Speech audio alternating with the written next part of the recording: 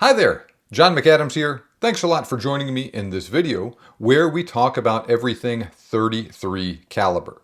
I'll cover all of the 33 caliber CIP and SAAMI standardized cartridges, plus a couple of other noteworthy rounds, and I'll talk about their history, legacy, strengths and weaknesses, and their recommended uses in detail. I'll also share a few interesting stories and anecdotes for some of these cartridges too, as appropriate.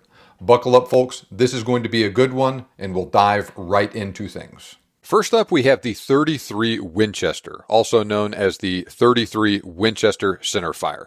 Now, this is not technically a SAAMI standardized cartridge, but this is really where the story begins with the 338 caliber. And my dad also had a rifle chambered in this cartridge. The 33 Winchester is basically a 45-70 neck down to 33 caliber. Introduced in 1902 for the Winchester Model 86 lever-action rifle.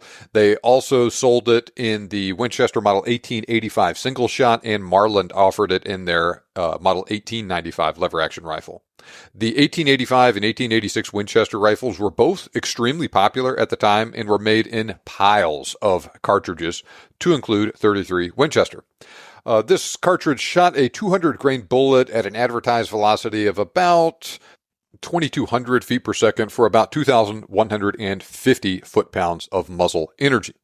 This was a rimmed cartridge designed for use in lever-action and single-shot rifles. And since the 1886 had a tubular magazine, the 33 Winchester used a round or blunt-nosed bullet. Similar in power to the 35 Remington, which had virtually identical ballistics of a 200 grain bullet at around 21 to 2,200 feet per second. But the 35 Remington was a rimless cartridge, and the 33 Winchester also has a slightly higher sectional density since it uses a slightly smaller diameter bullet of the same weight, 33 caliber versus 35 caliber. This was not a great quote-unquote long-range round due to the blunt nose and comparatively low muzzle velocity of the bullet it would shoot, but it was devastating at short range. Phil Sharp had this to say about the 33 Winchester on page 729 of my copy of his book, Rifle in America. It used a 200 grain soft point at a muzzle velocity of 2,180 and was adequate for all North American big game at short ranges. It made an ideal deer and bear cartridge as it had a tremendous knockdown effect on game. End of quote. Now, Mr. Sharp talked about using it on deer and bear. I have no doubt that it would work really well on stuff like elk and moose at short range as well. Same thing with other similar sized game. For instance, like I mentioned earlier, my dad had a 33 Winchester. His was a Model 1886. He took that rifle to Africa in 2005 on actually his very first safari, shot a red hartebeest, springbok, and gemsbok with it. As I was preparing for this episode, I talked to him about the load that he used, and he actually said he used a 250 grain Winchester ballistic silver tip that was actually designed for the 338 Win Mag. He said he measured a velocity, actually measured a velocity of 2,000 feet per second at the muzzle with that bullet. Now, the 33 Winchester and the 338 Winchester Magnum, which we'll talk more about here later, both used 338 caliber bullets, so you could interchange the bullets like that. But a 250 grain bullet like that is heavier than what was normal for the 33 Winchester. Now, some people say those old aluminum-capped ballistic silver tips he was using were very soft and they expanded well at low velocity.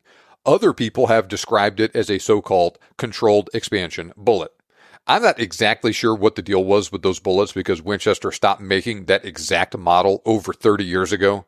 And the silver tip that they sell now is completely different from those old aluminum capped bullets my dad was using. Email me, john@thebiggamehuntingblog.com, if you have experiences with any of the old ballistic silver tips in any caliber that you can share with me. I may end up having to do a ballistic gel test to see what the deal is with those bullets and how really quote-unquote soft or tough they are in the grand scheme of things. But in any case, my dad said that they penetrated great and they killed everything that he shot with it really well. I'm not sure how much expansion he was getting with those bullets at that slower velocity. Shots weren't very long, but they also weren't going that fast out of the muzzle to begin with. But in any case, Springbok, Gemsbok, Hartebeest are all right in that size range where the 33 Winchester is great, provided you're taking shots on the shorter side, like he was, mostly inside 100 yards. Winchester eventually replaced the 33 Winchester with the slightly more powerful 348 Winchester when they rolled out that new cartridge in 1936. Now, that was a big year for Winchester. They introduced the Model 70 bolt action and the Model 71 lever action all right around that same time. Now, my book, Cartridges of the World, says Winchester officially, quote-unquote, dropped the 33 Winchester from their lineup in 1940. The Model 71 lever action I just mentioned was very similar to the Model 1886 action, just stronger. Likewise, the 348 Winchester, very similar to the 33 Winchester centerfire, just more powerful. My Winchester handbook describes it as, quote-unquote, basically an improved 33 WCF. That newer cartridge shoots larger .348 caliber bullets of the same weight, so you have a 200 grain bullet at 24 to 2500 feet per second instead of about 2200 feet per second like the 33 Winchester. I heard that some Model 71s may have been manufactured in 33 WCF, but my Winchester handbook says that is not the case. And aside from a few experimental guns made for the ballistics lab, all Model 71 rifles were chambered in 348 Winchester. So the 33 Winchester is basically a dead cartridge at this point. You can still find some vintage ammo out there. Same thing with vintage 1885, 1886, and 1895 rifles. But you basically need to hand load for it, though. But if you're the sort of guy that's like my dad that really likes classic lever guns and vintage cartridges, then the 33 WCF, great choice. All right, next we have the 333 Jeffery. Released in 1908, this cartridge was basically a 404 Jeffery neck down to 333 caliber. So the 33 Winchester used 338 caliber bullets. The 333 Jeffery used 333 caliber bullets. As was often the case during that time frame, Jeffery actually released two almost identical cartridges that bore the 333 Jeffery name. There was a rimmed and a rimless version of the cartridge. You have the 333 Jeffery and the 333 Jeffery flanged. The flanged was the rimmed version of the cartridge designed for use in double rifles. The rimless version was designed for use in bolt-action rifles. Both used 333 caliber bullets. Very similar ballistics between the two of them, but the rimless version was a little bit more powerful. But both used very heavy, really high sectional density bullets at a moderate velocity. So there was 250 grain and 300 grain loads for each of them. Cartridges of the World lists the following ballistics for the rimmed version. You have a 250 grain bullet at 2400 feet per second and the 300 grain bullet at 2150 feet per second. So you got about 3200 and about 3090 foot-pounds of muzzle energy respectively for them. The rimless version fires the 250 grain bullet at 2,500 feet per second and the 300 grain bullet at 2,200 feet per second for about 3,480 and 3,230 foot-pounds of energy, respectively. Now, the 250 grain bullet had a sectional density of .322 and the 300 grain bullet had a sectional density of .386. This was a pretty long cartridge. Just under 3.5 inches long, used a very long, skinny bullet. So we have these pretty heavy, really high sectional density bullets fired at a moderate velocity. As you can imagine, recoil was not very bad. People could shoot them pretty well. And that 300 grain loading in particular tended to penetrate extremely well.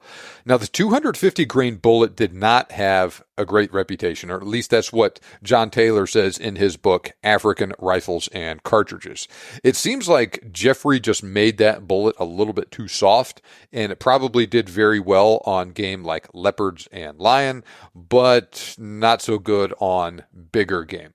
John Taylor said the only instances he heard of people having issues with the 333 Jeffery were using 250 grain bullets that quote unquote broke up and didn't penetrate well.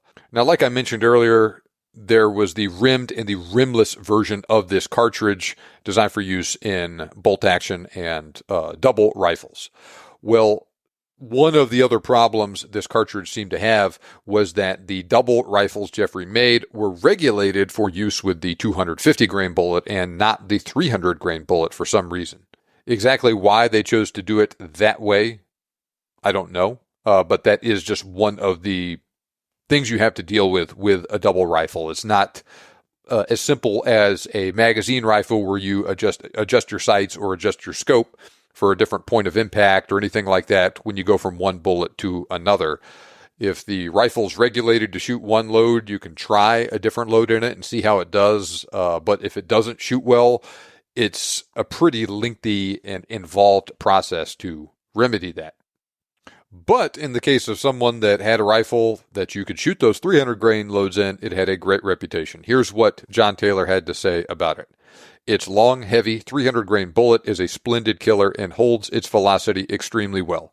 It has great depth of penetration and is one of my favorite bullets. Time and again, I have driven it the length of an animal's body and cut the perfectly mushroom bullet out of its hindquarters. I have never had one break up. End of quote. At a different point in his book, he talks about shooting a water buck straight on in the throat and then recovering the bullet from the animal's hindquarters. He also said that he killed 11 elephant with 11 shots from a 333 Jeffery magazine rifle. But he also talks about some of the shortcomings of that cartridge in cases where people did not place their shots appropriately. Like I mentioned, this cartridge seemed to do very well, very easy to shoot. Guy put the bullet where it needs to go. It kills the animal pretty quickly, even on an elephant. But you can have some problems if you don't do that because your margin of error is just much smaller with this cartridge than is the case with one of the big doubles. Here's a quote that describes exactly what I'm talking about from African Rifles and Cartridge. I quote, "As an example of this, I might just mention two young fellows who went out after their first elephant armed with a 333 and a 318, with which they had shot a fair quantity of non-dangerous game, and because of their success, had exalted their rifles to quite ridiculous heights. I heard their shooting spasmodically through the morning, and it was apparent to me that they were firing together, presumably at the same elephant, as they had told me they intended to do. They quite casually mentioned at the time that, of course, either weapon was quite capable of doing the work on its own, but that since they were new to the game, they would both fire together, and no elephant could stand up to both weapons simultaneously, while the combined power of the two would far surpass a 500. As it subsequently transpired, they put a volley into the bull each time they caught up with him in the light open forest in which they found him. Finally, he had enough of it and ambushed them.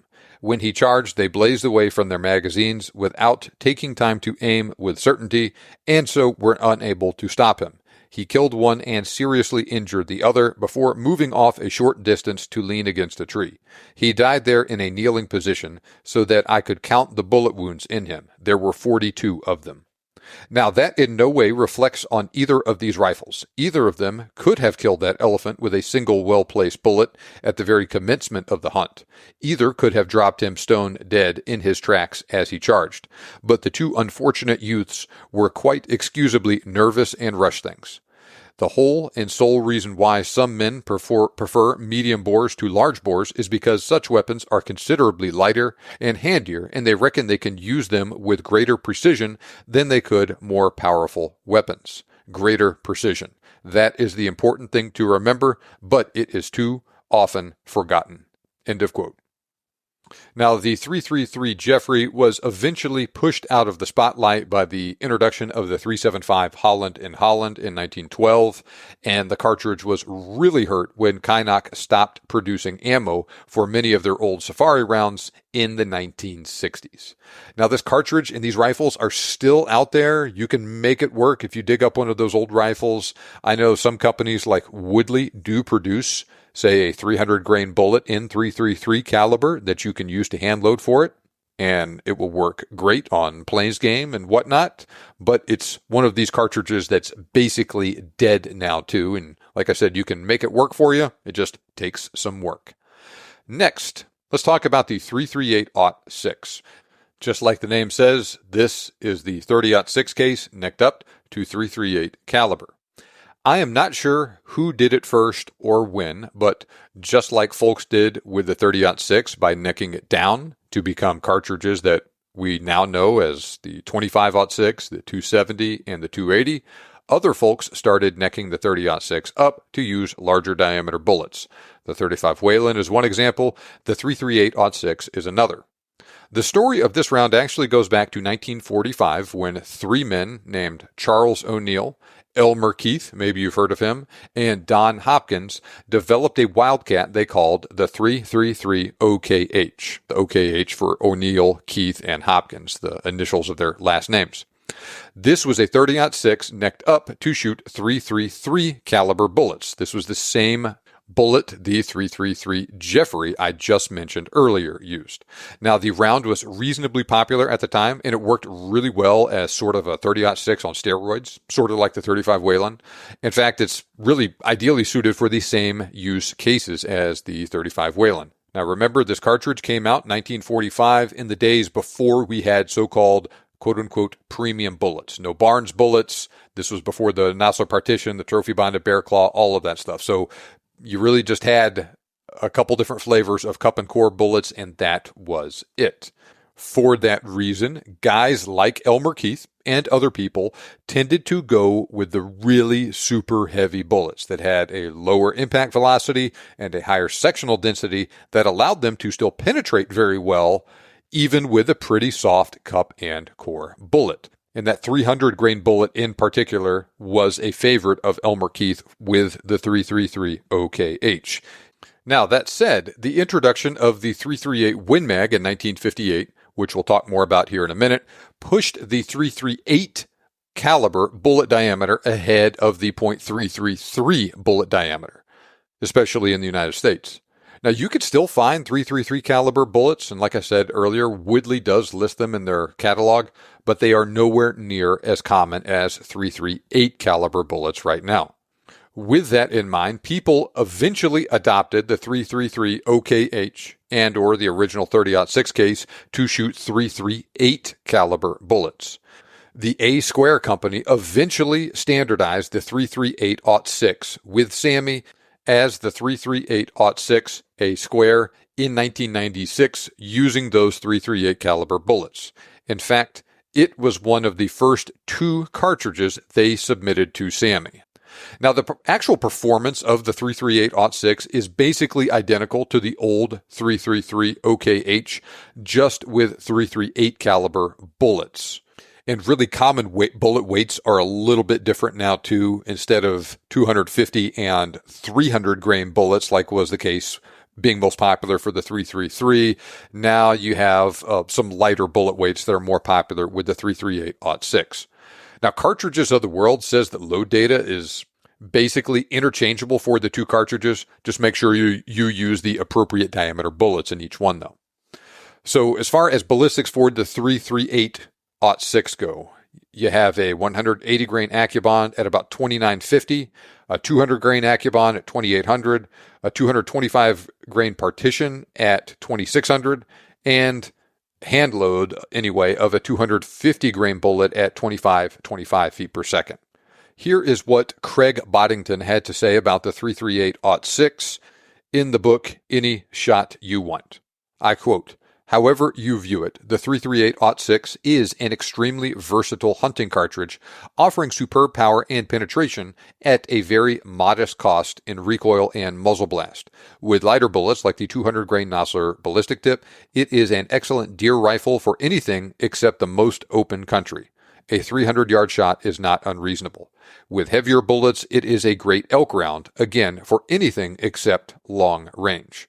With the A Square Dead Tough 250 grain bullet, it is an outstanding moose and black bear cartridge, and could certainly be used for the biggest bears as well." End of quote. Now, Boddington also mentions that Chub Eastman who worked at Nosler at the time, used a 338-06 to take a great moose up in British Columbia, and he also ended up taking a record book grizzly bear with that same rifle on that same hunt. Now, as cool as the 338-06 is, it has unfortunately fallen by the wayside. A-Square is defunct. You can still find rifles and ammo out there, but selection is very limited. Nosler used to make ammo for the cartridge, and I think they were the company that made it most recently as I record this. I've heard Weatherby did at one point, and same with Hornady, but none of those companies make ammo for it anymore. Hindershots actually does make custom ammo for the cartridge, and you could get with a company like Superior Ammunition, I'm sure, as well, to get some custom hand loads. And you can, of course, hand load for it yourself. And due to the nature of the cartridge, if you can't find a rifle that's already in 338-06 and you want one, it is a relatively simple job just to take a 30-06 rifle and put a new barrel on it in 338 caliber. And there you go. Kind of like how I did with my 9.3 by 62. So this is still one of those more specialized cartridges out there right now. Not quite to the degree of the 333 Jeffery or the 33 Winchester, but it's not like you can go down to Cabela's and buy rifles and ammo off the shelf, unfortunately. But that is not the case with the next cartridge, though, which is easily the most popular out of all the cartridges we'll discuss in today's episode, the 338 Winchester Magnum. So let's rewind the clock back to the 1950s. Like I've mentioned before, America had a gigantic economic boom right after World War II. Gun companies like Winchester switched back from making weapons for the military to making civilian firearms. They basically stopped making civilian firearms in 1941 when the war started, and so they just hit pause on everything there. And then when they restarted, they dropped some of their less popular offerings from their lineups. They continued making others, like the 270 and the 30-06, and they also started making some other new cartridges. Well, at that time, lots of people wanted quote-unquote Magnum performance out of a standard action cartridge. So they built a whole new line of belted Magnum cartridges based on neck down or necked up 375 H&H cases that they shortened to fit in a standard length action rifle.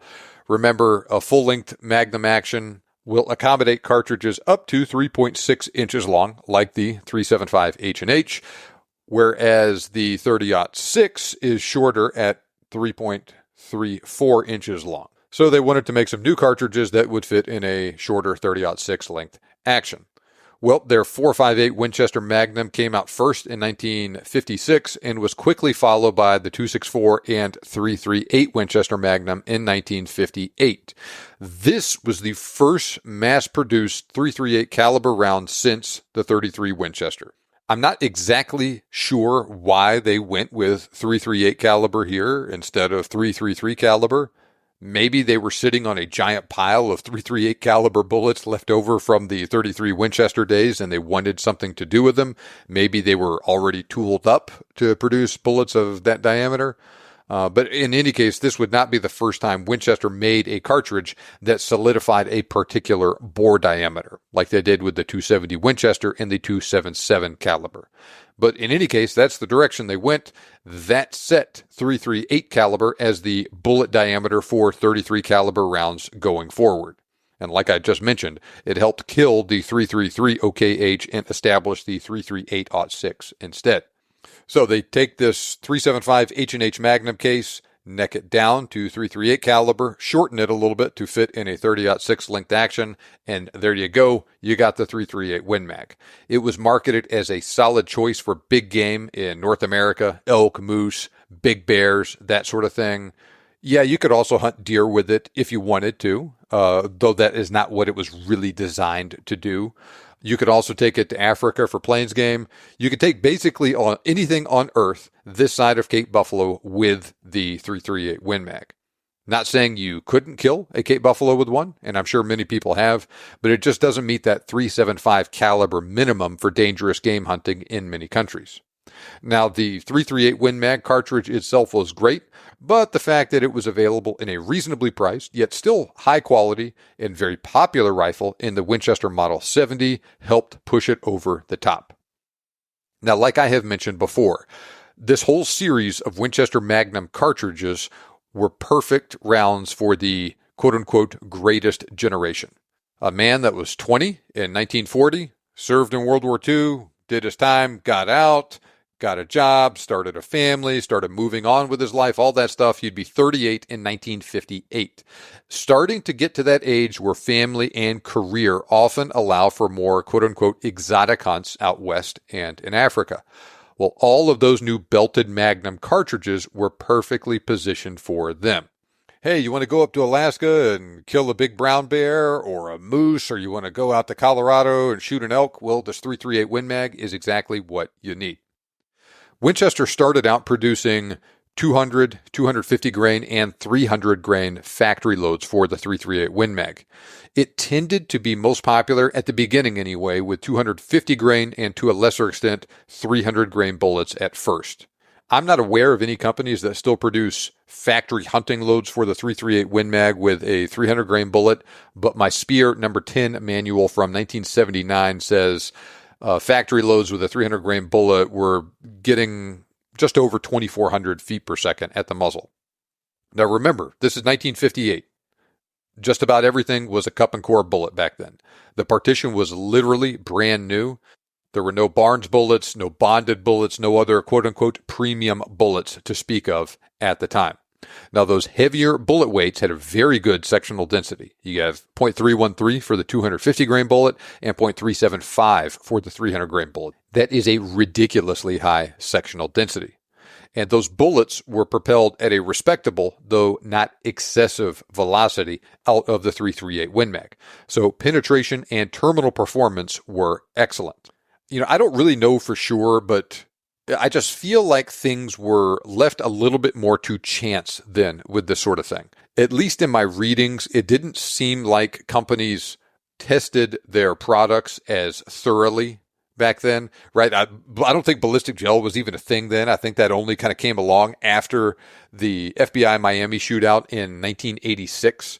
And I'm sure they would test their new products afield on game to a certain extent, but it just feels like it wasn't as, like I said, thoroughly tested and wrung out prior to the launch of a product back then compared to the case now, where they'll shoot lots of rounds into ballistic gel to check their terminal performance ahead of time, get guns and ammo into the hands of their employees and gun riders and have them take that stuff afield, hunt with it, hopefully identify any problems with it so they could fix them before the release, all of that sort of thing.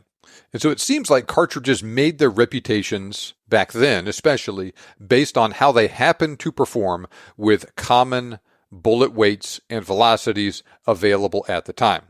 Too light of a bullet with too fast of a velocity could mean problems for cartridge reputation. But a combination like we saw with the 338 Win Mag with those 250 grain and 300 grain bullets worked really well and worked to enhance the reputation of the cartridge. Here's what Craig Boddington had to say about the 338 Winchester Magnum in that section of Any Shot You Want. They might have missed a bit with the 264, but they were spot on with the 338. Although the cartridge was very slow to catch on, today it has become an Alaskan favorite, and also one of the top choices among serious elk hunters. I've been on 3 Alaskan brown bear hunts, and all 3 times my guides carried 338 Winchester Magnums for backup. Recently, I did a survey of North American guides for my book, American Hunting Rifles. Among more than 100 guides/outfitters, the 338 was the top choice for bears, both as a personal choice and as a recommendation to clients. It came in 4th under the elk/moose category, still a strong showing among so many choices. With its relatively small case capacity, the 338 Winchester Magnum is not a velocity star, but it's not all that bad, and the wonderful sectional density of the .33 caliber bullets give it superb downrange characteristics. I don't consider it a long-range cartridge, but it carries well enough for normal ranges and can be stretched in a pinch. Most of all, though, it offers the bullet weight and frontal area to really thump large and heavy game. Well-known hunters Jack Atchison Sr. and Jr. use the 338 almost exclusively, and Jack Jr. describes the 338 better than I possibly could. Quote unquote, it numbs them. End of both quotes. All right, so this cartridge came out in 1958, and that Craig Boddington quote was from a book published 1996. Now, since the introduction of the 338 Win Mag, the advent of better quality bullets has resulted in a downward shift in the most popular bullet weights. As I record this, 200, 210, and 225 grain bullets are most common now.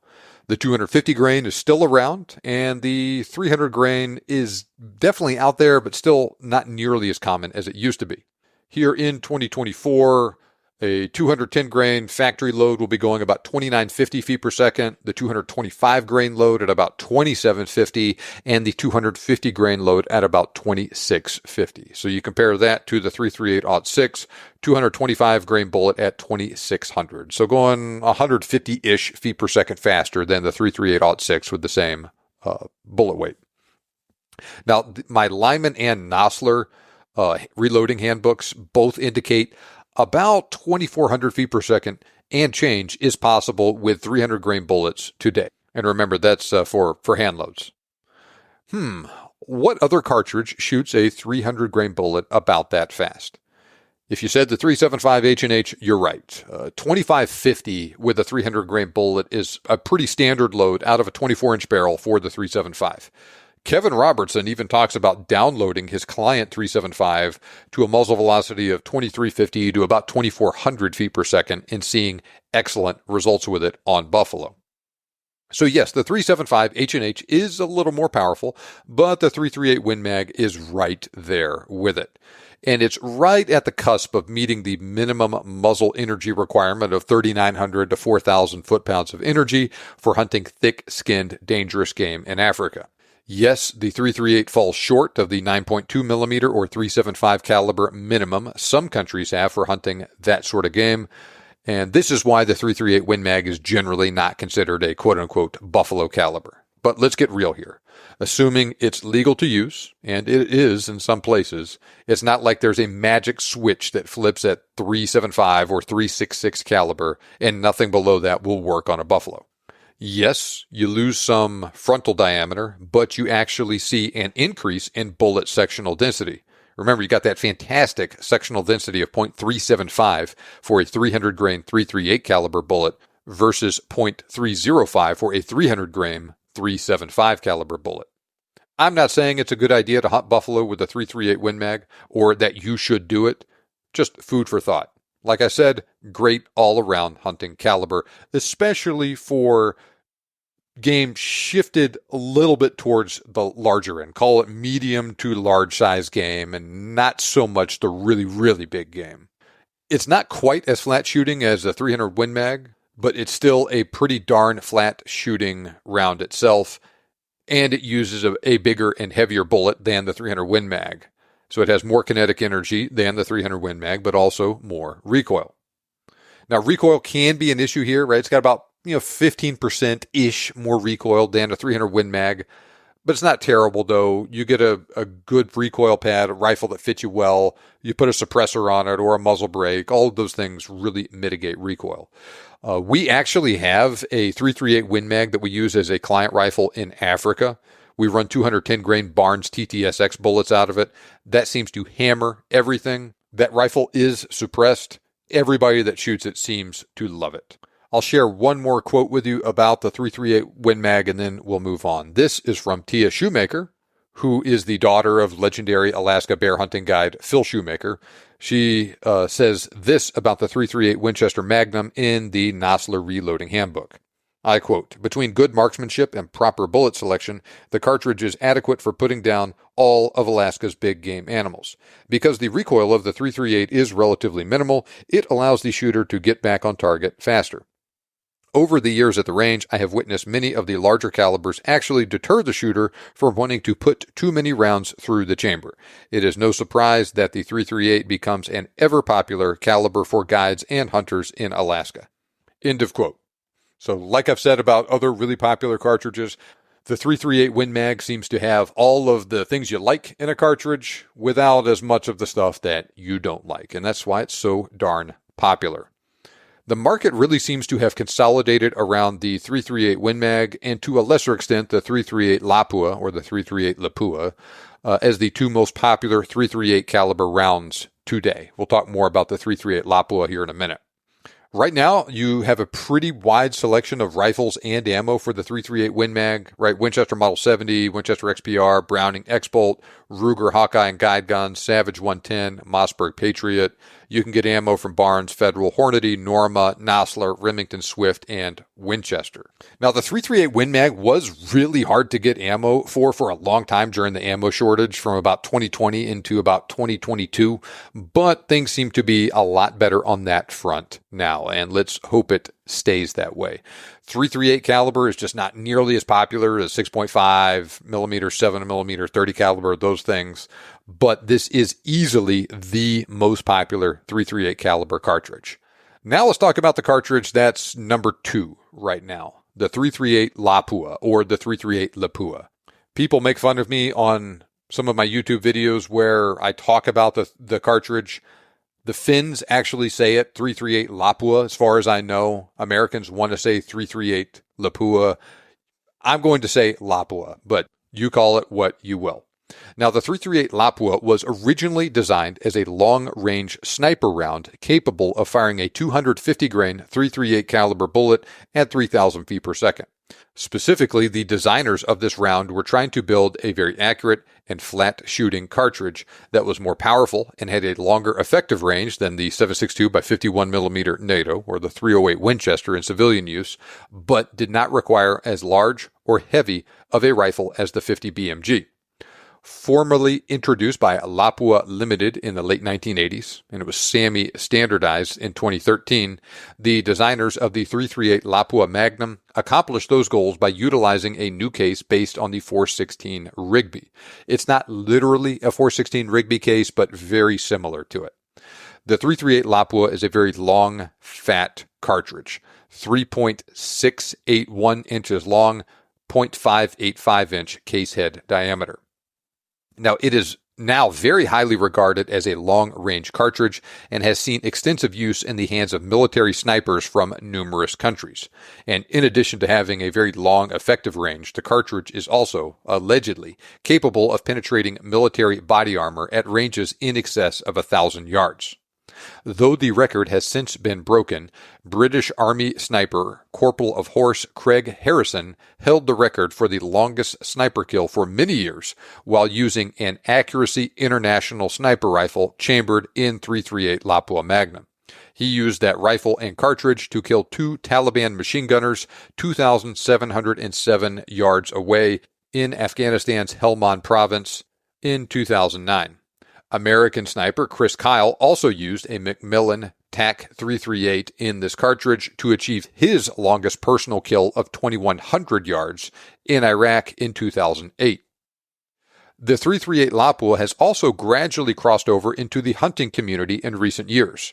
Though few hunters really have a need to utilize the extreme long-range capabilities of the cartridge, it is still capable of delivering more power at longer range than just about any other comparable round. The cartridge also utilizes very aerodynamic bullets that retain energy and resist wind deflection exceptionally well. There are lots of target shooting loads out there for the 338 Lapua, but there are several hunting loads too. For instance, Swift makes a load with a 210-grain Sirocco at 3,057 feet per second for 5,200 foot-pounds of muzzle energy, or a 250-grain A-frame at 2,900 feet per second for nearly 4,700 foot-pounds of muzzle energy. Hornady makes a load for it with a 270-grain ELDX at 2,800 feet per second for about 4,700 foot-pounds of energy. You can get a load from Barnes with a 280-grain LRX at 2,600 feet per second for about 4,200 foot-pounds of energy, and a 300-grain Nosler AccuBond at 2,650 for about 4,677 foot-pounds of energy. Those aren't the only hunting loads for the cartridge, but those are some of the more representative ones. Now, that 300-grain AccuBond is the only factory load from Nosler, factory hunting load from Nosler. But if you hand load it, it can fling a 225 grain AccuBond at 3,100 feet per second. Now you compare that 225 grain AccuBond at 3,100 to the same bullet at 2,750 from a 338 Win Mag and the same bullet at 2,600 from a 338-06. So it's a considerable step up in power from both. Now, there's not much you could not kill with a 338 Lapua using those loads. It's great for big, tough stuff, especially where tracking is difficult. Nilgai are an example.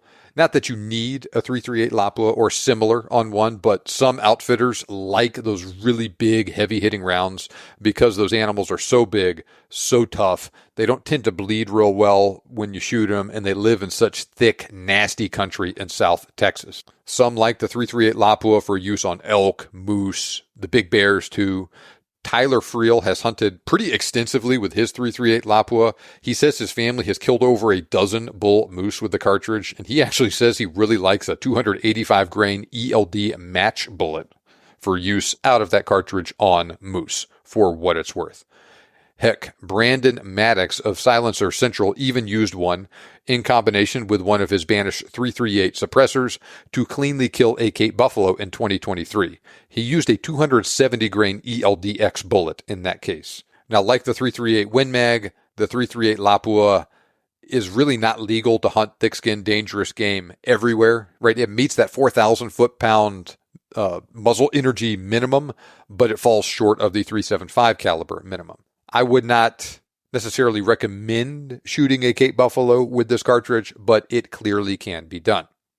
Now, as powerful as this cartridge is, and it is very powerful, there are real downsides to using it afield. Most rifles in this cartridge are specifically designed for military use and or civilian long-range precision shooting, and therefore they're very expensive, very heavy, and they have a very long barrel, like the Barrett MRAD, the Christensen Arms Modern Precision Rifle, the Ruger Precision Rifle, or the Sako TRG. Oftentimes, those rifles have very long 26 to 28-inch long barrels. Sometimes you'll find one as short as 24 inches, but we're still looking at really long barrels in general. The Savage 110 Long Range Hunter and the Weatherby Mark V are much lighter and not quite as expensive as the others, but they also have their own downsides, and that really comes in the recoil department.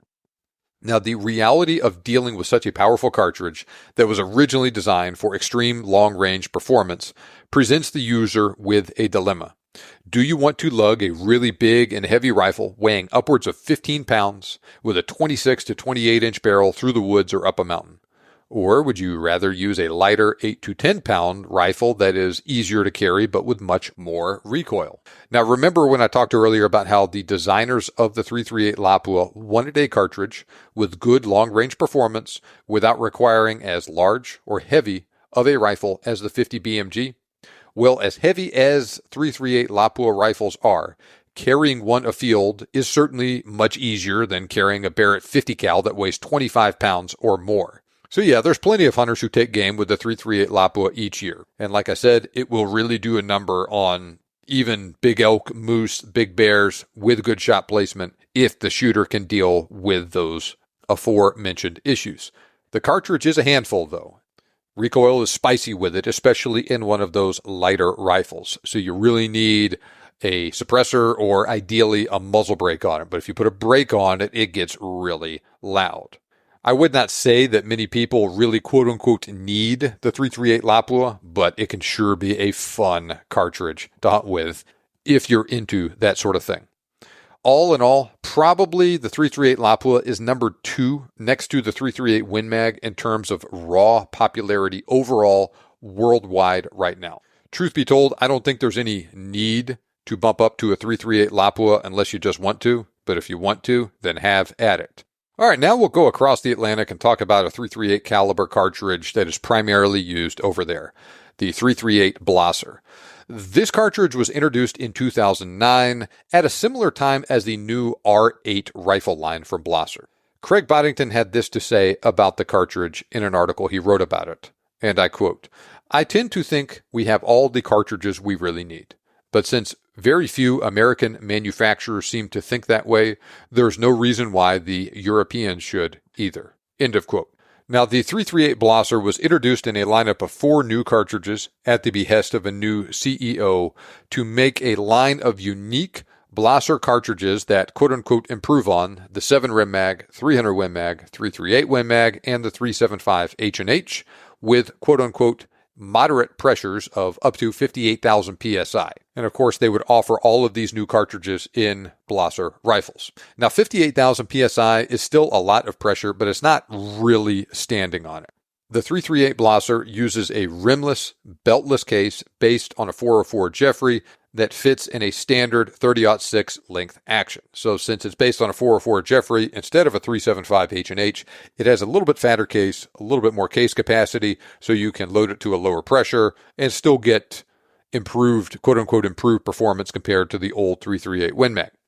Blaser currently offers 3 loads for it. 200 grain Accubon at 3050, a 210 grain Barnes at 2950, or a 230 grain Oryx at 2832. So about 100 foot per second advantage over the 338 Win Mag with those advertised performance specifications anyway. So it looks like they accomplished their goal, in this case anyway, of the 338 Blaser, quote-unquote, improving on the 338 Win Mag. It is almost exclusively a European offering, and it is CIP, but not SAAMI standardized. Okay, now let's take a step down a bit and talk about a few smaller 338 caliber cartridges before we get back on the gas with some other stuff in this bore diameter with some serious horsepower. So first, let's talk about the 8.6 Blackout. This is not a SAAMI standardized round, but it is still an interesting cartridge worth talking about in the context of the rest of the episode. Introduced by the company Q, LLC, the 8.6 Blackout was rolled out at the 2022 SHOT Show. It's basically a 6.5 Creedmoor case necked up to 338 caliber or 8.58 millimeters. Typical short action cartridge. Maximum overall length, 2.825 inches, same 0.473 inch case head diameter as the 308, 6.5 Creedmoor, all of those. Basically, any rifle that you can chamber in 308 or 6.5 Creedmoor will work in 8.6 Blackout with a barrel change. Look at an 8.6 Blackout and you'll see a short cartridge case with a very long bullet sticking out of it. Now, the 8.6 Blackout can be used with supersonic loads, but it really seems to be developed as a subsonic project. That's why it has the Blackout name, in line with the 300 Blackout, which was also designed for that sort of use. Now, the 8.6 Blackout also seems to work great in shorter barrels. And with those things in mind, it uses rifle barrels with a super fast 1 in 3, 1 in 4, 1 in 5 inch twist rate. Now, subsonic ammo just does not produce very impressive wound cavities with typical bullets. One of the ways you can get around that is to use super fast twist rates like this to help initiate expansion and make a larger wound cavity in an animal. Now, Q makes guns for it. So does Faxon, Gorilla Ammo, Bear Creek Arsenal, and some others. You can get it in bolt-action rifles and semi-auto models. Now, you can't get ammo from any big manufacturers, but those aforementioned companies, like Q and Gorilla, both make 8.6 Blackout ammo. Now, like I just said, this is mainly a subsonic project. Now, subsonic is subsonic. You have a very low velocity ceiling. Most stuff is loaded with a 1,050, 1,075 foot per second muzzle velocity. And you can't get much faster than that without risking it breaking the sound barrier depending on the ambient temperature. For this reason, subsonic ammo tends to use heavy for caliber bullets to maximize the cartridge performance in those loads. So for the 8.6 Blackout, you're looking at 285 grain, 300 grain, 342 grain bullets, that sort of thing. Now, this cartridge has more reach than most other subsonic cartridges, but it still has a very arcing trajectory.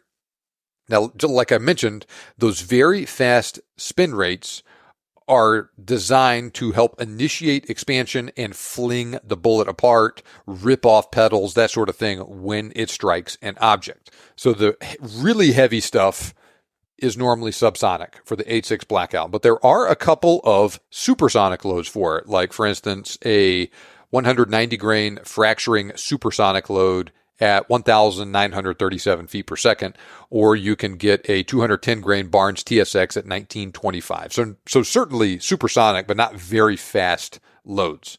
But both of those supersonic loads purport to deliver that performance out of pretty short barrels, like 12 to 16-inch long barrels. I could see the 8.6 Blackout being very effective on hogs, right? Especially you put a thermal on it and a silencer on an AR or something, very quiet and really just get after the hogs like that. Gorilla Ammo actually makes a so-called pork shredder line of ammo with a 342 grain bullet. I know Zach May from Reloading Quest did some work with the 8.6 Blackout using 300 grain cutting edge bullets. And, it looked like in the gel that, that thing, flung itself apart and sent the copper petals everywhere like you would want it to. I personally think the 8.6 Blackout is a cool concept, but I just haven't gotten very excited about it. This cartridge has a ridiculously fast spin rate on its bullets. And like I just mentioned, it's primarily copper or copper alloy bullets that they're using in it. Now, you can potentially have bullet integrity issues with those super fast rotating bullets, especially a supersonic load with lead core bullets. Right, 190 grain supersonic load at 1937. You shoot that out of a 1 in 3 twist, and you'll have a bullet spinning at 464,000 RPM. But you can start to have bullet integrity issues once you get over 300,000 RPM. So this is well over 30% faster than that. This seems to be a cartridge that, while a cool concept, seems to be designed for a very specific niche that functions best under a very narrow set of conditions. Shoot me an email if you have any experience hunting with the 8.6 Blackout, though. I'd like to learn more about how it actually performs on hogs or deer or whatever. All right, next we have the 338 Federal. This cartridge was the result of a collaboration between Federal and SACO in 2006. It's basically a 308 Winchester necked up to 338 caliber. Same max average pressure as the 308, 62,000 psi, yet it is considerably more powerful. For instance, Federal currently offers 2 factory loads for the 338 Federal. 200 grain fusion at 2,700 feet per second for about 3,200 foot-pounds of energy, or a 200 grain trophy bonded tip at 2,630 for just over 3,000 foot-pounds of energy. That is the same velocity as Federal's 165 grain fusion for the 308, but with a bullet 45 grains heavier. It will also shoot the same bullet weight as the 308, about 150 to 250 feet per second faster.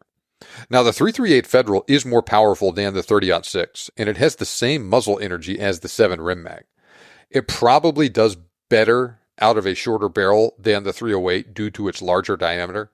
Not eye-popping ballistics, but great, hard-hitting, short-action cartridge. More powerful, more recoil than a 308, but it's not getting into Magnum territory on either count. It is certainly one of the lighter recoiling cartridge that I discuss in this episode. We're talking 30-06 level recoil.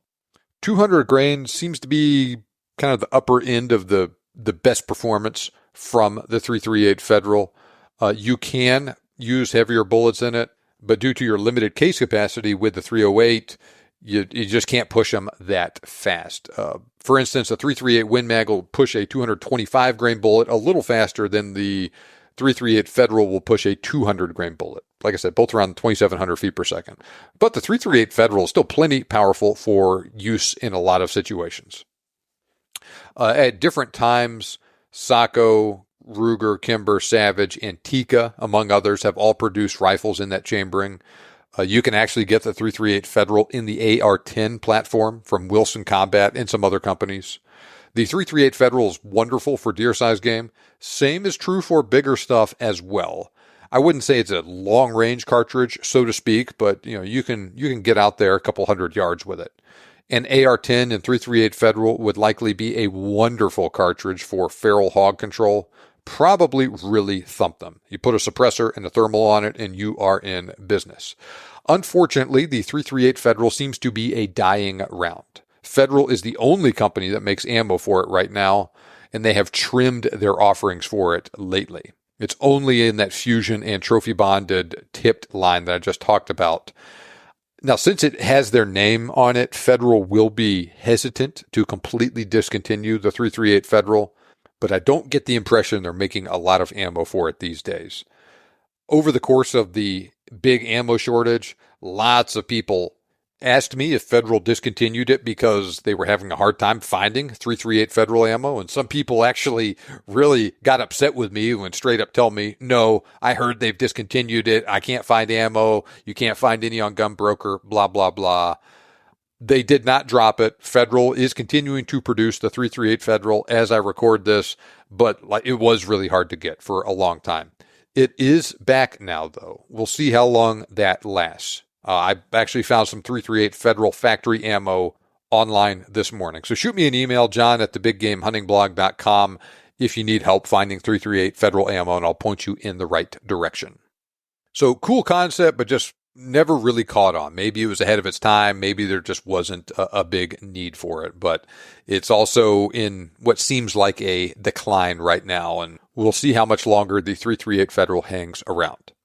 All right, next we have the 338 Weatherby Rebated Precision Magnum. Released in 2022, this was the 16th Weatherby cartridge. Unusual for a Weatherby round, it has no double radius rounded shoulder and no belt. And like the name says, it has a rebated rim.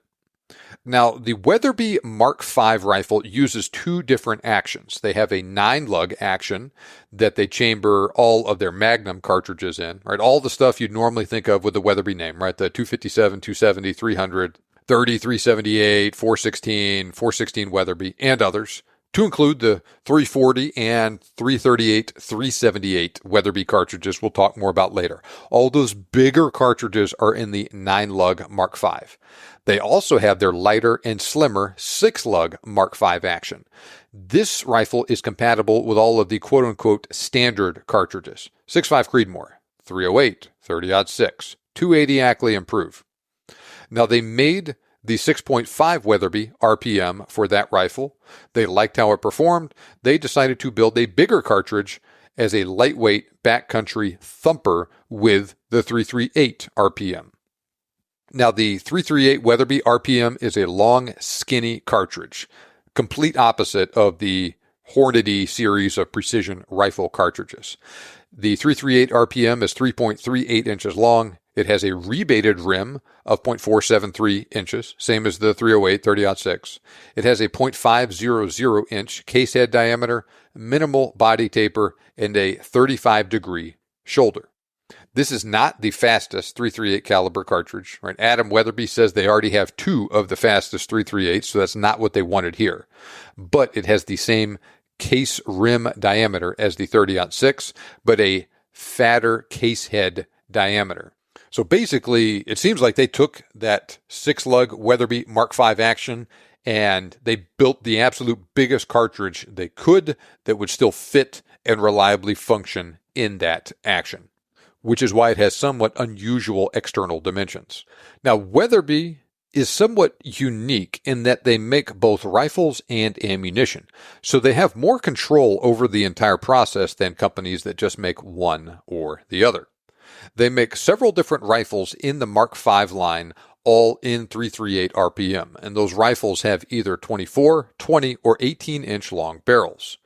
With this in mind, Weatherby actually publishes ballistics for their 338 Weatherby RPM ammo for both the 18 and 24-inch long barrel lengths. So they have 4 factory loads for the cartridge they publish right now. 185 grain Barnes TTSX at 3100 or 2860 from an 18-inch barrel. 225 TTSX at 2800 or 2615. 225 Interlock at 2800 or 2655. And a 225 grain AccuBond at 2825 or 2660. Now, that 225 grain AccuBond load is going about as fast out of an 18-inch barrel as a 200 grain bullet out of a 338 Federal with a 24-inch barrel. And the cartridge is about as fast or faster than the 338 Win Mag when both are fired from 24-inch long barrels. One of the big selling points of the 6-lug Weatherby Mark V action is it is available in some very lightweight rifles. For instance, they make the Backcountry 2.0 titanium in 338 Weatherby RPM, and it weighs just 5 pounds without a scope. That rifle has an 18-inch long barrel. With the attached brake, I have heard it said that it recoils about like a 300 Win Mag or a 300 Weatherby. So stout recoil, but not terrible. But still, you are getting performance almost on the level, 100-ish feet per second slower than the 338 Win Mag out of a 5-pound rifle with an 18-inch long barrel that has manageable recoil. Now, this cartridge is still a pretty new offering. It's only available from Weatherby right now, both in terms of rifles and ammo, but it seems like a very efficient, well-designed round that is wonderful in a lightweight backcountry hunting rifle, and you could use it on basically everything this side of Cape Buffalo. Adam Weatherby actually brought a rifle in 338 Weatherby RPM to Africa with Joseph von Benedict a couple years ago. They took all manner of plains game with it. Seemed like it did really well. Like I said, lightweight, easy to carry rifle that just hits like a hammer. Now next, we have another cartridge with performance along those lines, though it has a completely different heritage and was designed to fill a very different need. This is the 338 Ruger Compact Magnum. Now the 338 RCM was developed by taking a 375 Ruger case, necking it down to 338 caliber and shortening it slightly, and then it fits in a true short action rifle, 2.84 inches long. Though I have talked about it in more detail in other episodes, for our purposes here, just note that the 375 Ruger was designed to deliver the same or even better performance than the old 375 H&H, but to do so out of a standard length instead of a Magnum length rifle action.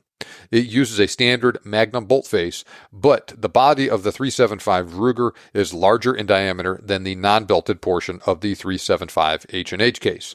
Plus, it has a less tapered case body and a steeper shoulder that increases case capacity and allows the cartridge to deliver darned impressive performance out of a very compact package. So like I said, you take that cartridge case, neck it down to 338 caliber, and there you go. You have the 338 RCM. All right, so what the heck is the point of this cartridge?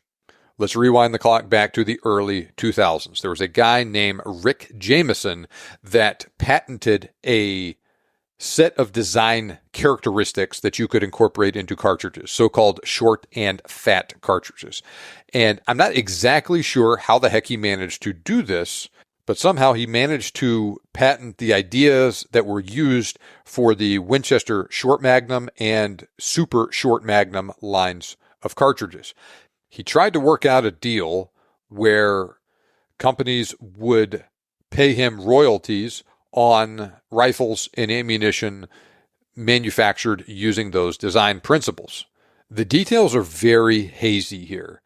Winchester and Jamison ended up reaching a settlement, but I think part of the settlement was nobody could talk about the details of it, so it sounds like they paid him a bunch of money and would get to use his design for a certain period of time. So Winchester and Browning ended up making rifles and ammunition for those cartridges, and like I said, paying him some sort of money, probably, to do that. But other companies did not want to pay those royalties, Ruger in particular. They said on the Hornady podcast that the folks at Ruger had already produced a number of rifles in 300 Winchester Short Magnum, then received a letter from Jamison's attorney saying Ruger would need to pay Jamison royalties on those rifles if they ended up selling them. So, as the story goes, the folks at Ruger contacted the folks at Hornady saying, hey, we don't want to pay royalties. I want you to design us a new cartridge similar enough to the Winchester Short Magnum, the 300 Winchester Short Magnum, that it will function in these rifles, but different enough from that cartridge where we won't have to pay him royalties.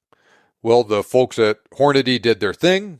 They designed a cartridge now known as the 300 Ruger Compact Magnum that checked all those boxes.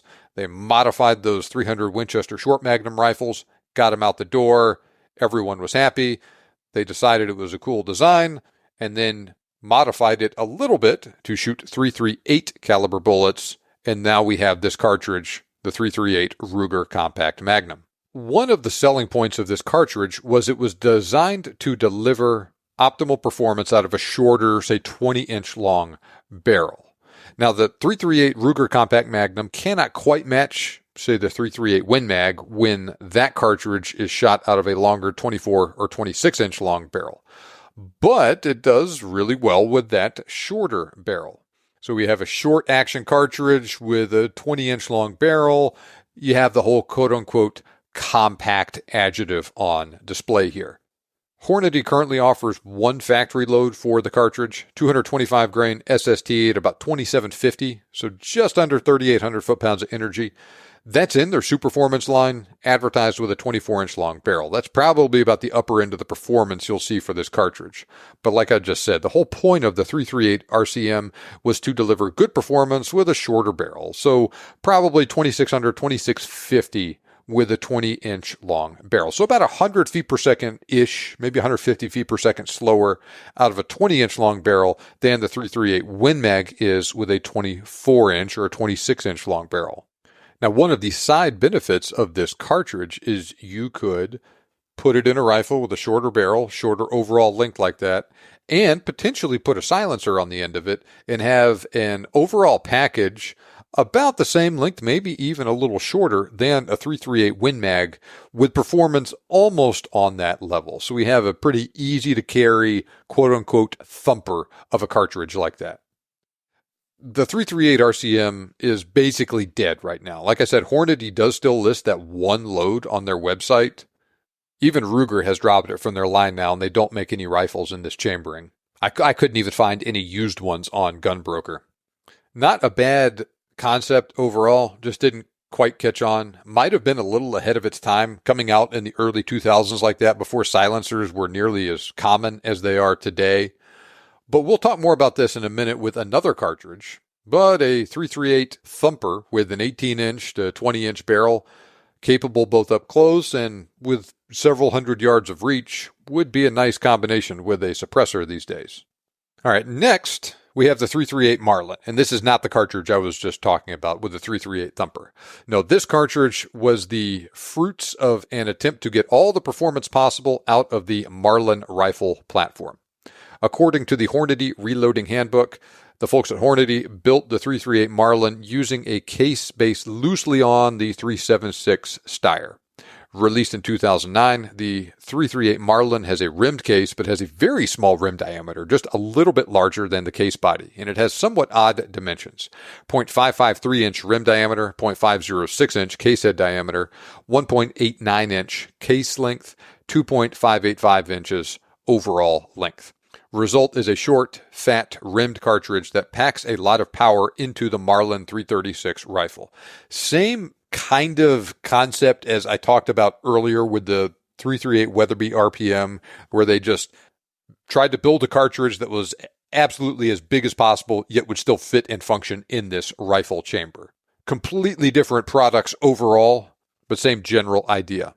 Hornady makes one load in this chambering, 200 grain FTX in their Lever Evolution line, 2,565 foot per second muzzle velocity for about 2,900 foot-pounds of energy.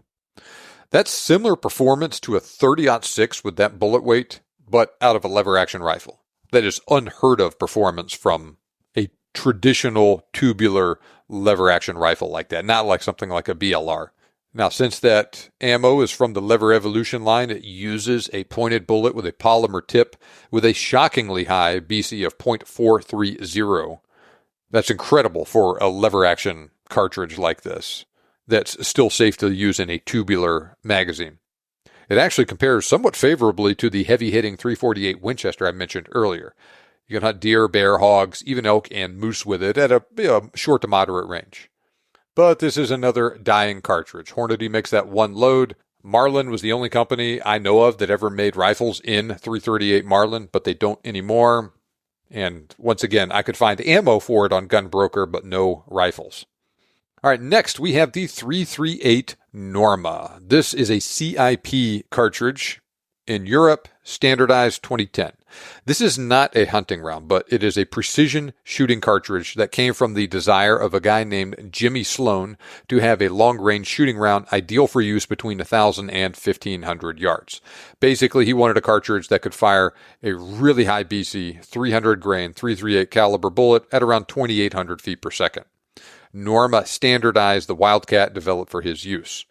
Similar to the 338 Lapua, the 338 Norma has a shorter case and more head height. So that means that they can seat that 300 grain Sierra Match King bullet, .768 G1BC, without it intruding into the case. Now, the 338 Lapua is a little older, and that 300 grain Sierra bullet didn't exist when it was developed, so the 338 Lapua was built to shoot a 250 grain bullet. It can use that same 300 grain Sierra, and it can fire it faster than the 338 Norma because it has a bigger case, but using that really long bullet requires it to be seated deeper into the case to fit within the chamber and magazine restrictions of many 338 Lapua rifles. This can result in degraded accuracy due to gases flowing over the heel of the bullet boat tail when fired. That's not to say it can't be accurate shooting that bullet. It's just the 338 Norma has an edge here because it has more head height. The details vary a lot, though. For instance, some manufacturers do build 338 Lapua rifles to accommodate physically longer cartridges where that isn't an issue. But the 338 Norma has a reputation for being a fantastically accurate cartridge. The military has picked it up, they use it in a sniping role, and also, as wild as it sounds, the U.S. military is also exploring using this round in a machine gun for extreme long-range fire. They want a new machine gun platform with a longer effective range than the 7.62x51 cartridge that provides effects on target at extended range approaching what you get from a 50 BMG. SIG makes what they call the MG338 and 338 Norma to fill that role, and testing and evaluation is underway. Typical ballistics for a 338 Norma are the 300 grain Sierra Match King at 2,657 feet per second. You may notice the next few rounds I'll talk about follow recipes very similar to those I outlined for the 30 Nosler, 300 Rum, 300 Weatherby, and 378 Weatherby from episode 286, my 30 caliber episode. That is not an accident. Let's dive into the details. We'll start with the 338 Remington Ultra Magnum. Introduced in 2002, the 338 Rum was part of Remington's new Remington Ultra Magnum cartridge line for the new millennium. The 338 Rum uses a 404 Jeffery as a parent case, so beltless case, a little bit fatter than a 375 H&H, necked down to 338 caliber, full Magnum length, cartridge overall length here, 3.6 inches long, slightly rebated rim. Now, the whole Remington Ultra Magnum line follows the same general idea I was talking about for the 338 Win Mag, with the original Win Mag line of cartridge being perfect for hunters in the so-called greatest generation. Well, the Rums were boomer rounds. A guy born in 1950 would have been 52 in 2002. And all of these cartridges, especially the 338 Rum, perfect for taking out for elk, go to Africa, go to Alaska, all of that. And you can do it with a reasonably priced Remington Model 700 rifle. Very flat shooting, hard hitting round. Barnes, Remington, Nosler, Hornady, Norma all make ammo for the 338 Rum right now. Remington makes a 250 grain core lock load at 2,860 feet per second. You can get a load from Nosler with a 225 grain Accubon at 2,975, or from Barnes, for instance, a 250 grain long range expanding bullet at 2,910. So you compare 225 Accubon at 2,975 to that 225 grain Accubon at 2,750 for the 338 Win Mag. It's a little bit less powerful than the 338 Lapua hand load of a 225 Accubon at 3,100. But to be fair, if we hand load the 338 Rum, you can get 3,200 feet per second out of that thing at the upper end because it has such a large case capacity. Now that's impressive performance, flinging a 225 grain 338 caliber bullet at velocities approaching or even exceeding 3,000 feet per second like that, but that comes at the expense of lots of recoil and muzzle blast. Probably around 20 to 30% more recoil, depending on the details, compared to the 338 Win Mag. I would not say this is an efficient cartridge either, but it hits like a hammer. If you can deal with the recoil, there's not much that you could not take with this cartridge. The problem is we're getting into that area where it's just simply too much for most hunters to handle. I had a hunter booked on a black bear hunt several years ago, came with a 338 rum, took a 50-yard shot on a black bear. This is a good-sized black bear, but we're still talking about a 250, 300-pound animal. About a 50-yard shot over bait, hit it a little bit too low, and we had a heck of a tracking job trying to find that bear. We did find it, but it went a long way, and it was just because he made a bad shot on it. Now, the fact that it was a 338 rum and was going so darn fast, it did cause more damage to that bear than would have been the case with the exact same shot placement with something smaller. Say if you would have shot it with a 308, for instance. But the flip side of the coin is if you would have shot it with a 308, then odds are he probably would have made a better shot on it. So that's the thing you deal with these really powerful cartridges. Yeah, you get a little bit more room for error with them sometimes, but you're also more likely to need that extra room for error with a bad shot. And there's also plenty of situations where your shot is so bad that tiny bit of extra room for error doesn't really make a difference. Shoot it in the leg, way back in the guts, something like that. This cartridge is also on somewhat shaky ground logistically right now too. I mentioned who made ammo, and you can get ammo from a couple different companies right now. I'm not aware of any company, to include Remington, that actually makes rifles in 338 Remington Ultra Magnum.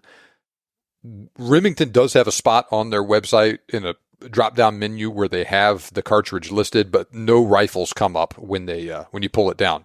Hopefully, they have plans to reintroduce that cartridge as they continue to reorganize and revamp things on their end after their bankruptcy from a couple years ago. So it might be more of a temporary pause than a permanent discontinuing of the cartridge. But even if they don't bring it back, there are still a decent number of rifles that you can find on the secondary market out there. Old Remingtons, Gunworks made rifles in 338 rum for a little while as well. Of course, you can get a custom job done, something like that. So it's not as difficult to mess with as some of the other cartridges I've talked about, but it's also not even close to being a mainstream round at this instant. Now, I talked about recoil a second ago. Part of that is due to the fact that you're shooting a pretty heavy bullet at a fast velocity. Another component is that it uses a lot of powder to achieve that velocity. Like I said, it's not very efficient. This cartridge has a very large case capacity, and Nosler is listing charges anywhere from about 80 up to over 100 grains of powder to achieve velocities with a 225 grain bullet between, say, 2,800 and about 3,200 feet per second. Well, there's another cartridge we're about to talk about that delivers performance very similar to the 338 rum, but uses a lot less powder to do so. That is the 33 Nosler. Now, as I record this, the lineup of Nosler cartridges includes the 22 Nosler, which is 22 caliber, introduced in 2017, 27 Nosler, 277 caliber, introduced in 2020, the 30 Nosler, 30 caliber, introduced in 2016, and the 33 Nosler, 338 caliber, introduced in 2016.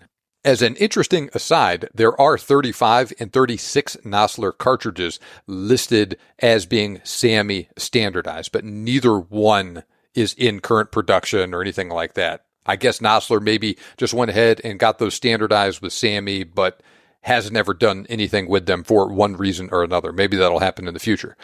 In any case, the big Nosler cartridges, to include the 33 Nosler, use a 404 Jeffery case, neck down, got a rebated rim, shortened to fit in a 30-06 length action. So it has the same parent case as the 338 rum, but instead of being a full-length Magnum, it is a standard length cartridge, and it has a maximum overall length of 3.34 inches. So instead of being a long fat cartridge like the 338 RUM, it is a short fat cartridge.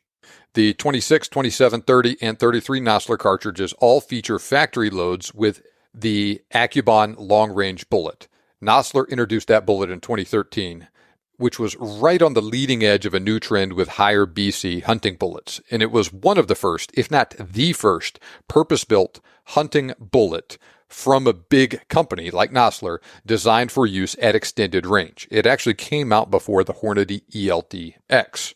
And like I said, all of those cartridges, to include the 33 Nosler, feature at least one factory load with the AccuBond long range.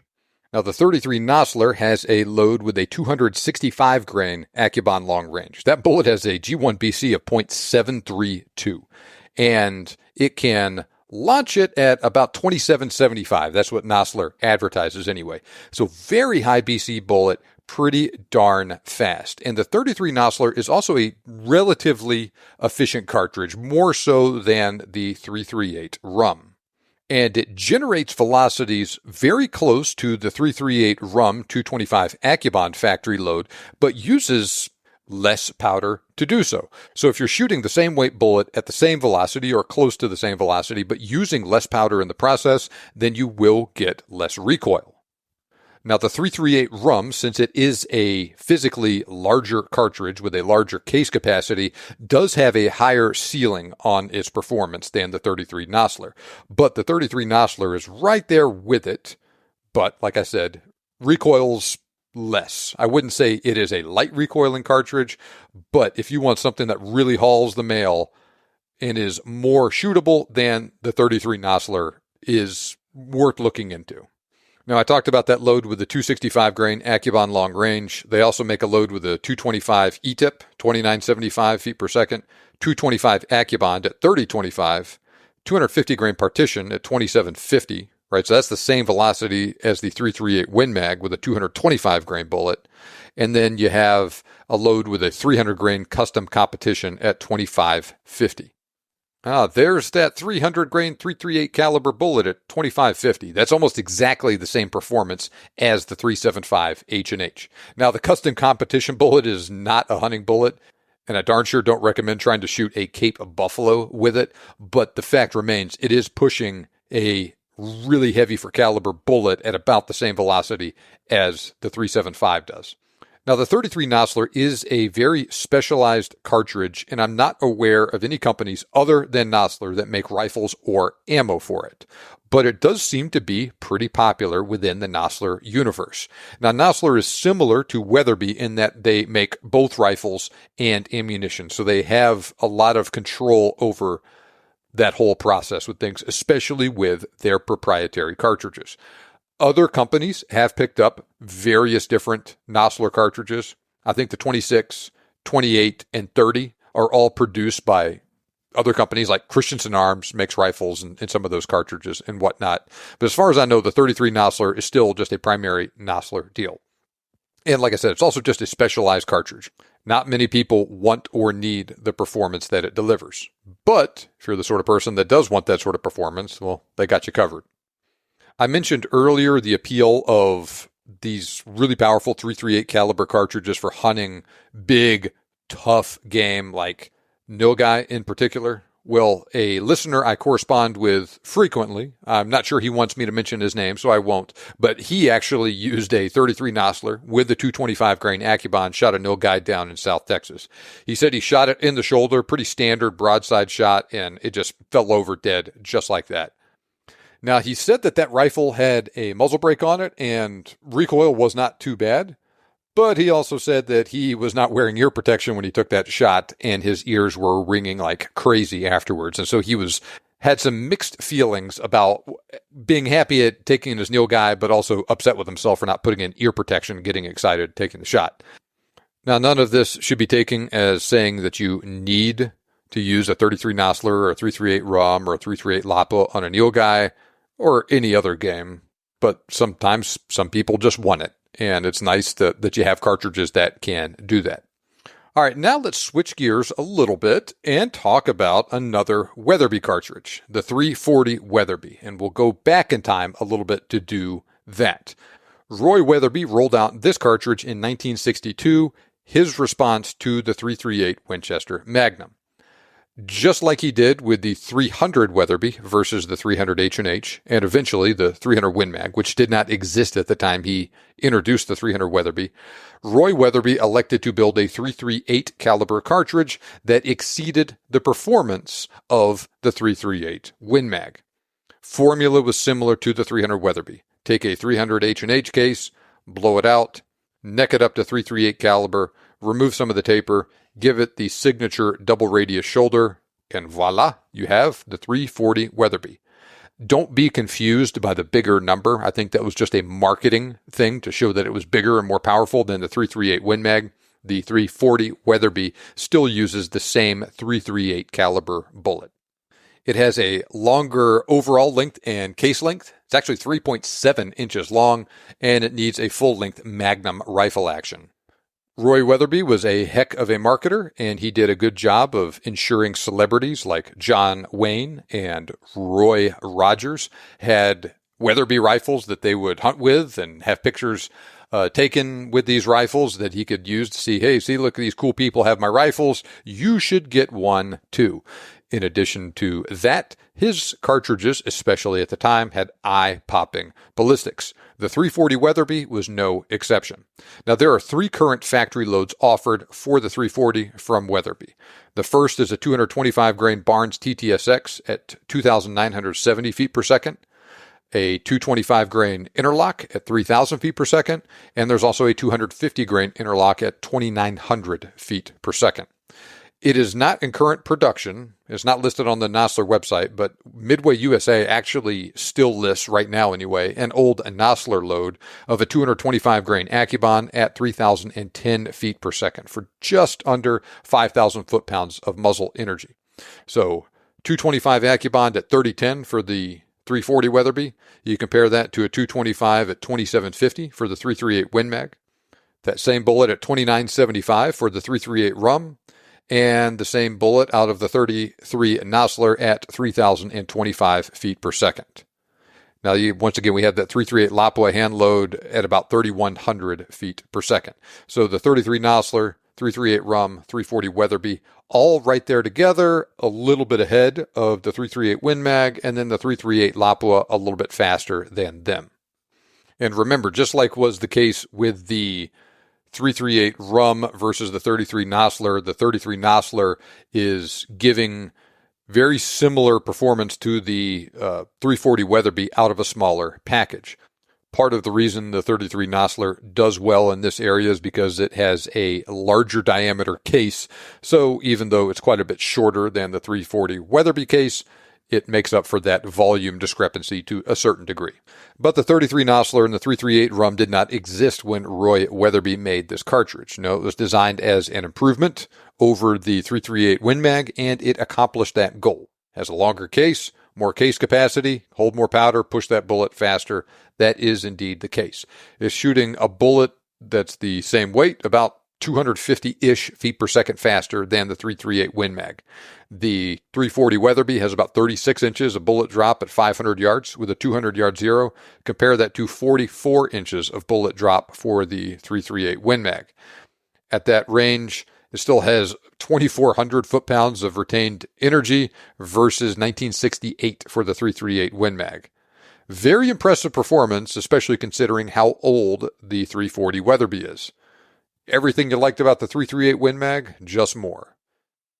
Faster velocity, flatter trajectory, more retained velocity and energy at extended range, better performance in the wind, but you also get some of the other things you don't like about the 338 Win Mag, like recoil and muzzle blast. Ammo is also less widespread and more expensive. For instance, just messing around researching for this episode, I found 338 Win Mag ammo priced at $50 to $60 a box on the low end versus $90 a box and going up from there for the 340 Weatherby. And Weatherby is the sole provider of rifles and ammo right now for the 340 Weatherby. Now, believe it or not, Weatherby actually has yet another .338 caliber cartridge.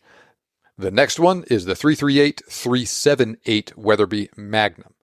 Just like the name states, it is a .378 Weatherby case necked down to .338 caliber. Now, the .378 Weatherby is itself a unique design, somewhat similar to the .416 Rigby. This is a belted Magnum case, massive round, fits in a full-length Magnum. It's actually a little bit longer than a traditional full-length Magnum, with a SAAMI maximum cartridge overall length of 3.763 inches instead of 3.6 or 3.7 inches long. So it has a long, fat case, gigantic powder capacity. Weatherby claims it has a larger case capacity and higher velocity than the .338 Lapua. You've ever heard the saying, less is more? Well, the .338-378 Weatherby is an example of more is more. Weatherby currently lists 2 factory loads for it. 225 grain TTSX at 3,180 feet per second for over 5,000 foot-pounds of muzzle energy, and a 262 grain Hammer Custom at 2,950 feet per second for also just over 5,000 foot-pounds of muzzle energy. That's 458 Win Mag levels of energy.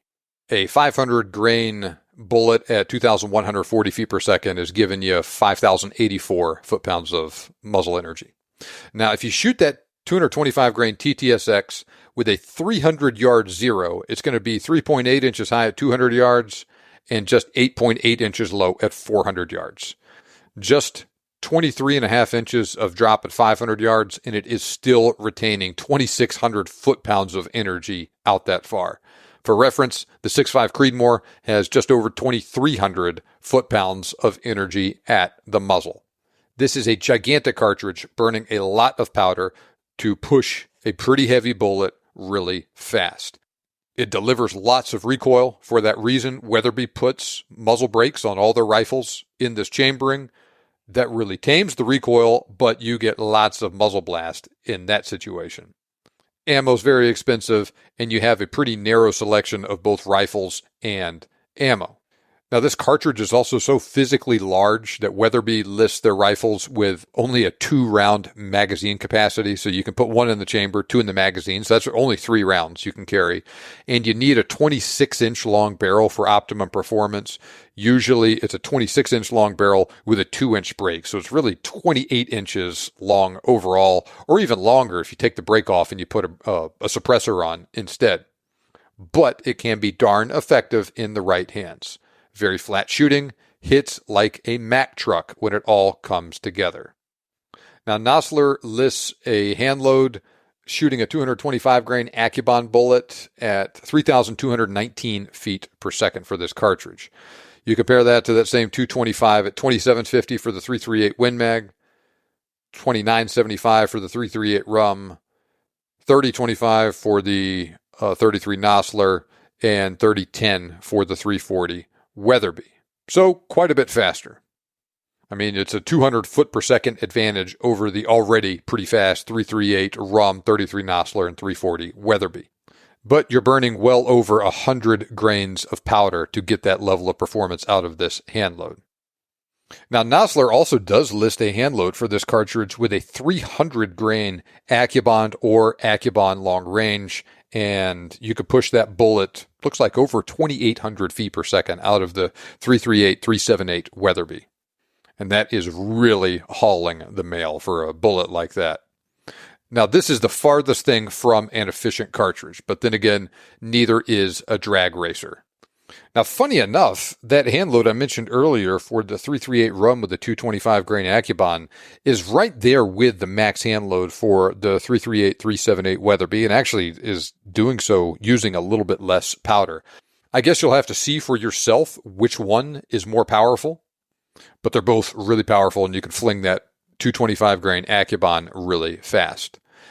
Now, as to Weatherby's claim about it outperforming the .338 Lapua, the Hornady and Nosler load manuals are both saying the .338-378 Weatherby has a 50 to 100 foot per second advantage over the .338 Lapua.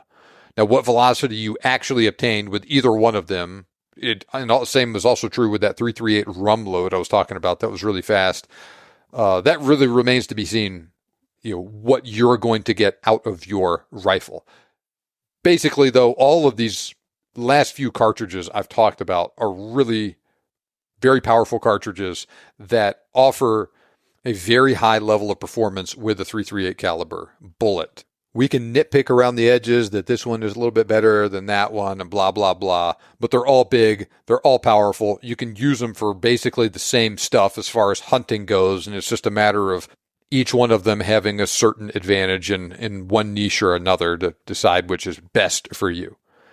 Now, I'm certain that all of these rounds are quite effective in the right hands, but the question remains, do you actually need any of these super powerful .338 caliber cartridges?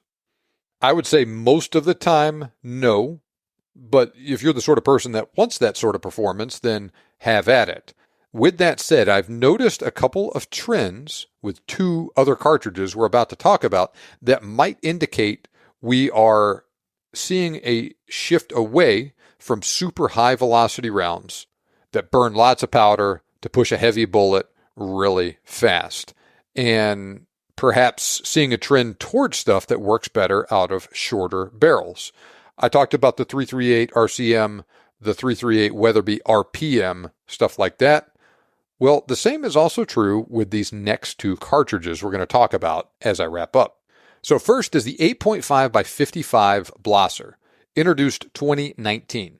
This cartridge uses a short, fat case and is designed for use in short-barreled rifles. It actually has a 55 millimeter case, which is the same length as the 6.5 Swede. So I think part of that naming convention leads some people to just dismiss it out of hand, thinking, oh, it's just the 6.5 Swede necked up to 8.5 millimeter or 33 caliber. That's not actually true because, like I said, it uses a fatter case and has more case capacity than you would get with the 6.5 Swede case just necked up. Now, this cartridge is designed for use with 50 centimeter and shorter barrels. 50 centimeters is 19.7 inches. Call it 20 inches. Now, the 8.5 by 55 Blaser is 2.98 inches long overall, has a 0.535 inch case head diameter. It is a rimless, beltless case. 3 companies make ammo for it. Blaser makes it themselves, Norma makes it, and a company called Sachs, they're based out of Germany, makes ammo as well. Blaser makes rifles in this cartridge. Now, they make it in their regular R8 straight pull rifle, but they also make it in their R8 silence rifle. This is a pretty innovative design that has an integrated silencer with a 47 centimeter long barrel. That's 18 and a half inches long. And remember, this barrel has an integrated silencer in it. So it is an 18 and a half inch long barreled gun with a suppressor. A very fat but short barrel. Now, the rifle itself is not cheap. It's also primarily available in Europe.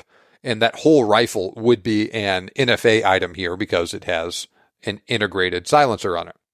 We'll talk more about the rifle here in a second. It's also available in the Mauser Model 18 rifle. That's a traditional sporting Mauser-style bolt-action rifle. Now, as far as factory loads for ammo, you got 140 grain Sachs lead-free at 3379 feet per second for about 3,500 foot-pounds of energy. 160 grain Barnes TTSX at 3,084 for about 3,378 foot-pounds of energy. 230 grain Norma Oryx, 2,690 feet per second for just under 3,700 foot-pounds of energy. Pretty similar ballistics to the .338 RCM. Now, like I said, those aren't eye-popping ballistics, especially when you compare them to those really heavy-hitting cartridges we just talked about. But this sounds like a really solid, heavy-hitting cartridge designed for use at shorter range, possibly on driven hunts like are more common in Europe, where you're taking a shorter range shot at an animal that might be moving, or you may have just a very short amount of time to take a shot on it. So it doesn't have a lot of reach on it, but it is going fast enough that you could shoot out to a couple hundred yards without problems. But like I said, you go back, especially with that R8 silence rifle. That's a rifle barrel that's only 18 and a half inches long that's already suppressed. So it's light and it's handy, and that's going to tamp down on your recoil. It's going to make it quieter. You'll lose, I'm sure, some velocity off of those specs I just gave you, but you're shooting at something at 100 meters, it's probably not going to matter that much, and the thing is probably still going to hammer something like a red stag or a boar or a fallow deer. I'm sure you take it to Africa, be great on plains game too. Easier on the shoulder than a non-suppressed rifle in that cartridge would be. Easy on the ears, handy, all that stuff. Seems like an amazing idea. Now, the problem with this cartridge is it is still pretty new. It is a proprietary Blaser cartridge. And like I said, I don't know of any rifles other than the Blaser models and that Mauser that you can get it in. Ammo's basically non-existent in the United States at this point. That's a European offering. Maybe that'll change, but maybe it won't. You've got a couple of different factory loads, but not many of them. So there are definitely logistical concerns with this cartridge. Even so, very intriguing concept. We'll talk more about that here in a second. Now let's talk about the last cartridge today, the 338 Advanced Rifle Cartridge. This is literally a brand new round announced at the end of 2024 by Hornady. I've never shot it. I've never even seen one. Since it is literally so brand new, I am just going off the Hornady marketing info right now because that's all I have. This is the newest member of the Advanced Rifle Cartridge family. It joins the 6mm ARC, released in 2020, and the 22 ARC, announced in late 2023. All three cartridges are descended from the 6.5 Grendel, which is itself descended from the 7.62x39 and 220 Russian cartridges. The 338 ARC is just like its sibling cartridges, just necked up to 338 caliber. All these cartridges have a 2.26-inch maximum overall length, so it fits in an AR-15 platform.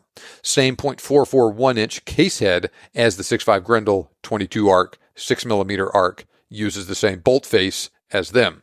52,000 psi max SAAMI pressure, 1 8-inch SAAMI twist rate. That is very fast for a 338 caliber cartridge. Hornady has announced two factory loads. One with a 307 grain sub-X at 1,050 feet per second, 751 foot-pounds of energy. That's a subsonic loading. And they have a supersonic loading, 175 grain, hollow point at 2,075 feet per second for 1,672 foot-pounds of energy. Those specs don't seem all that impressive at first glance, so what is the deal? Now, Hornady says in their marketing materials, remember, all I can go off of is what they're telling the world right now, because that's the only information available as I record this. They say this cartridge is designed for optimum performance out of a shorter barrel and a suppressed package, especially with subsonic ammo. You got to keep the velocity below the speed of sound, so you have a very low upper velocity limit. The only way to improve the performance of a subsonic cartridge is to use heavier bullets. This is the opposite of the trend we have seen elsewhere towards smaller caliber cartridges. Here, since velocity is fixed, you see a trend towards larger caliber and heavier 4 caliber bullets. So for instance, you take a subsonic 77 grain Match King out of a 223 that has a whopping 188 foot-pounds of muzzle energy. 190 grain sub-X out of a 300 Blackout has 465 foot-pounds of muzzle energy. It actually has nearly twice as much kinetic energy at 300 yards as the subsonic 223 does at the muzzle.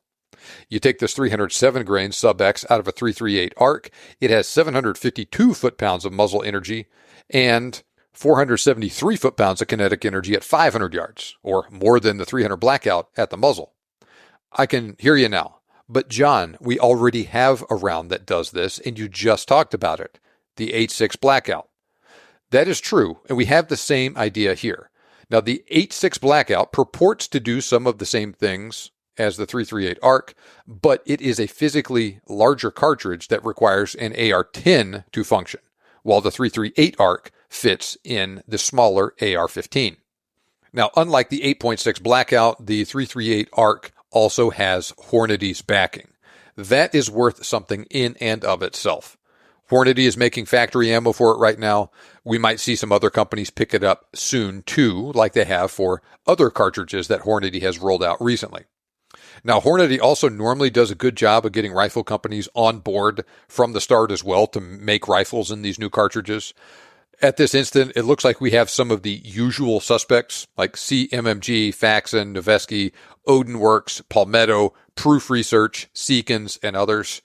Mainly looking at AR-15s right now, but will also work in a mini action bolt action. I would not be surprised to see the Howa Mini in the future in 338 ARC, for instance. Same with the Ruger American like they did with the 22 ARC. This is probably going to be a quiet round in an AR, subsonic, suppressed, super duper duper quiet in a bolt gun with subsonic ammo. Now, the guys at Hornady say they have designed the 338 ARC to be less finicky than the 86 Blackout.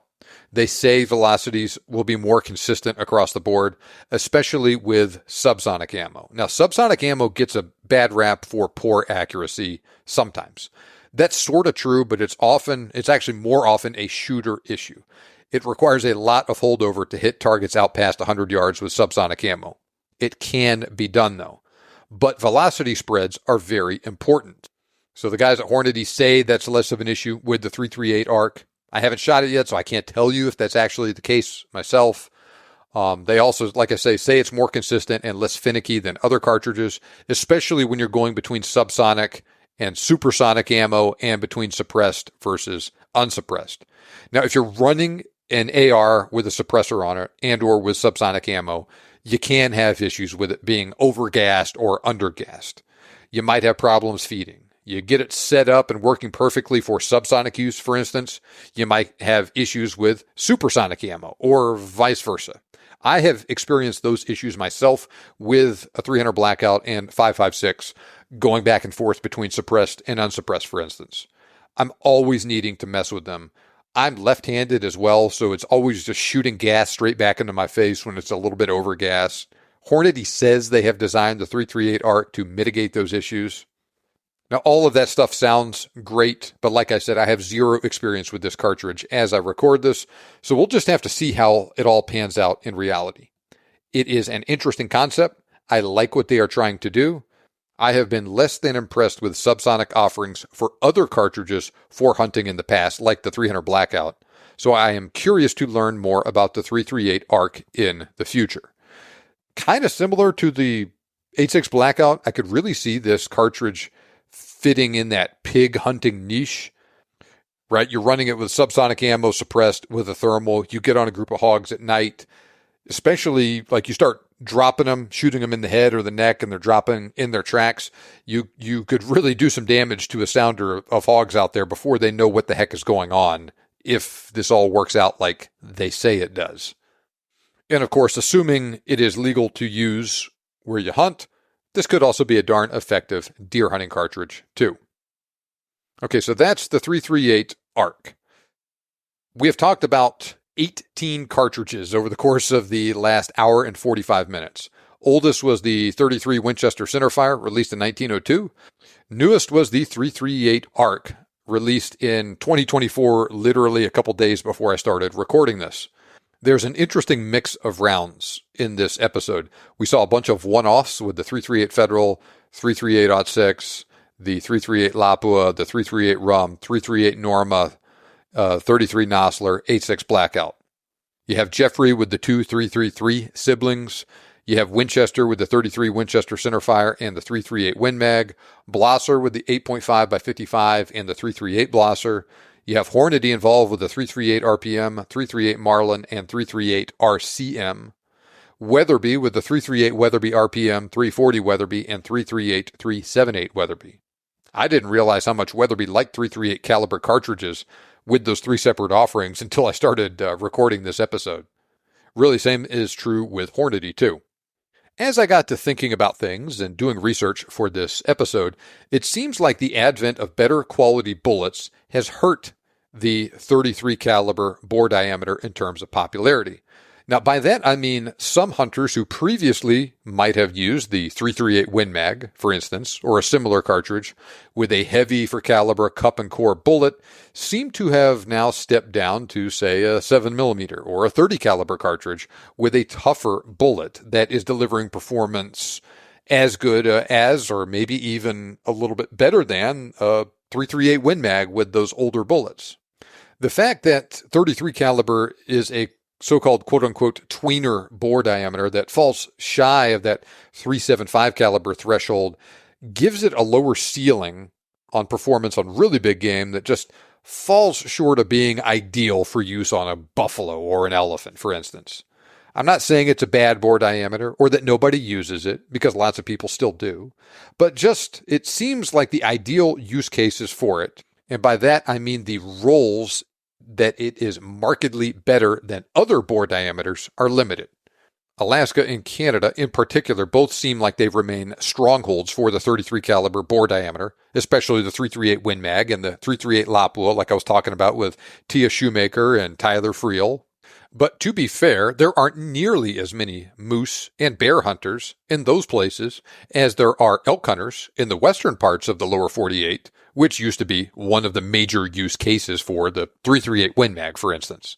And of course, the number of elk hunters in the country cannot even touch the number of deer hunters in the country. Now, that's not saying you can't hunt deer with a 33 caliber cartridge, because people do, but you also don't need a cartridge that big for that work, and there's lots of smaller stuff that will work really well without some of the downsides of the various 33s.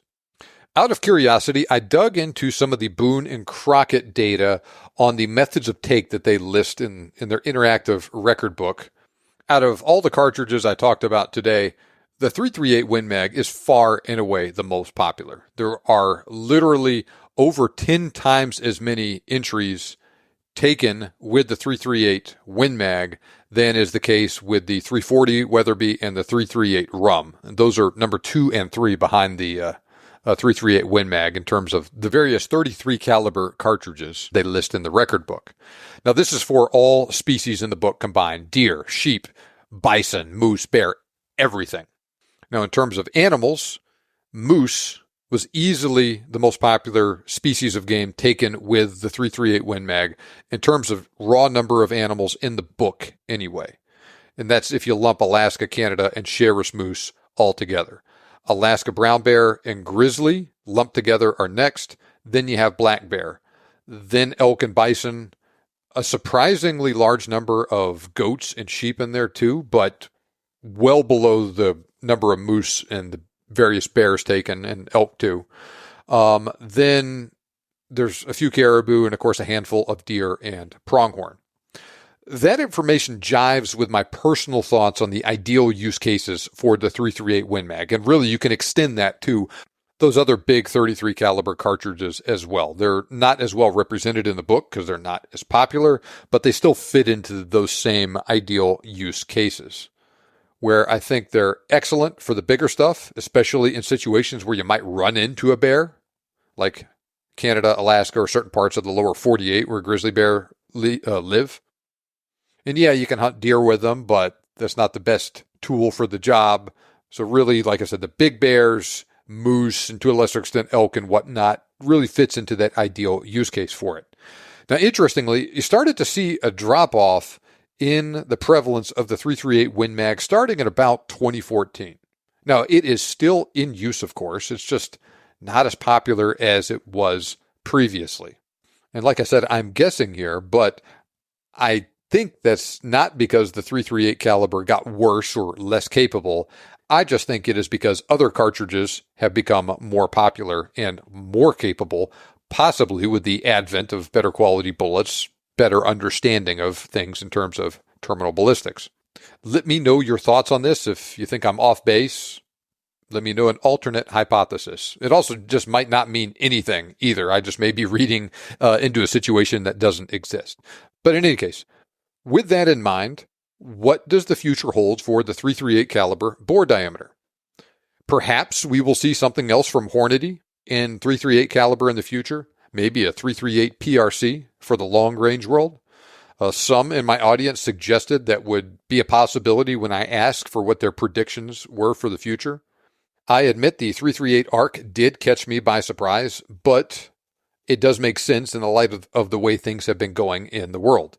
With the continued adoption of silencers among hunters in the USA and the recent and hopefully continuing speeding up of ATF approvals for silencers, we may see more cartridges specifically optimized for use in that realm now that silencers are not as exotic as they were even as recently as 2019, 2020. I think the 338 RCM was ahead of its time with that good performance out of a shorter barrel that lends itself to use with a silencer. I think that particular cartridge is dying and probably will not come back, but I would not be surprised to see something else like it come along from somebody. Maybe Hornady, maybe somebody else. I personally am very intrigued by the R8 Silence in 8.5 by 55 Blaser. They make the R8 Silence in a couple of other different cartridges, but I'm especially intrigued by that cartridge rifle combination. I would love to see a rifle cartridge combination along those lines come out here in the USA as well. Now, there would certainly be legal and practical hurdles to doing so, but a heavy-hitting cartridge that works well out of a silenced, short-barreled rifle in a compact package like that seems very appealing to me. It's also easier to envision a rifle like that catching on here in 2024 than was the case in 2019. I'm looking for something more powerful and, realistically louder than the 338 ARC, but still optimized in that realm. Supersonic performance, where you get a real good thumper like that has a couple hundred yards effective range, but still does well out of that shorter barrel, so it's not a handicap in thick woods. And also silenced, also recoil that's not too bad. I also would not be shocked to see a bifurcation in the market where we eventually have some cartridges and rifles optimized for use at closer range out of shorter barreled rifles that are also silenced, along with other cartridges, maybe like I said, a 338 PRC, that are optimized for use at longer range out of a longer barreled rifle, silenced or not silenced, whatever, but at longer range. Now, like I said, all that is just my opinion. Treat it as such. But let me know what your thoughts are along these lines. You think that's a good idea? Do you see something else appealing for the 338 caliber bore diameter in the future? Shoot me an email. Let me know your thoughts. Let's check back in a couple years and we'll see how these predictions pan out. Now, if you enjoyed this video, please make sure you subscribe to this YouTube channel right now and hit the like button. Just hit the thumbs up button and the red subscribe button below the video, and that'll make sure you don't miss out on any of my new videos about hunting gear reviews, cartridge comparisons, and more.